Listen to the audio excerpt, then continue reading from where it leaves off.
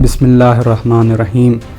आइए आज हम इस पौधे से तरबियत का एक बहुत ही अहम उसूल समझने की कोशिश करते हैं कि जिसकी तरफ वालिदैन तवज्जो नहीं करते। क्या आपने कभी सोचा है कि हम इस पौधे को ज़ोर ज़बरदस्ती से दरख्त बना सकते हैं? क्या हम इसे खींच कर बड़ा कर सकते हैं? क्या हम इसे ज़बरदस्ती फलदार बना सकते हैं? यकीनन आपका जवाब नहीं होगा। पता है क्यों? क्योंकि पौधा ज़ोर ज़बरदस्ती और खींचने से बड़ा नहीं होता, बल्कि पौधा वक्त मांगता है, मोहब्बत मांगता है, माहौल मांगता है।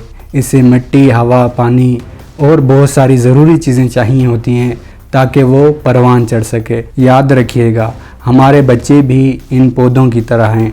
हम उन्हें ज़ोर ज़बरदस्ती तरबियत नहीं कर सकते, हम उन्हें डांट कर तरबियत नहीं कर सकते, हम उन्हें चीख कर मार कर नेक नहीं बना सकते।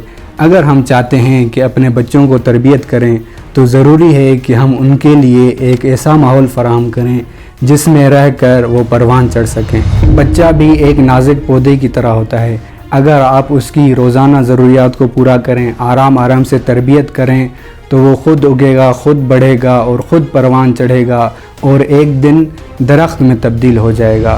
लेकिन अगर आप उसे ज़ोर ज़बरदस्ती बड़ा करना चाहते हैं या एक ही दिन में बड़ा करना चाहते हैं, उसकी तरबियत करना चाहते हैं, तो याद रखिएगा वो परवान नहीं चढ़ेगा बल्कि टूट जाएगा या जड़ों से उखड़ जाएगा। एक खोखले इंसान की सूरत में माशरे में रूनमा होगा। अब सोचिए, हम अपने बच्चों की हकीकत में तरबियत कर रहे हैं या ज़ोर ज़बरदस्ती से उन्हें बड़ा करना चाहते हैं।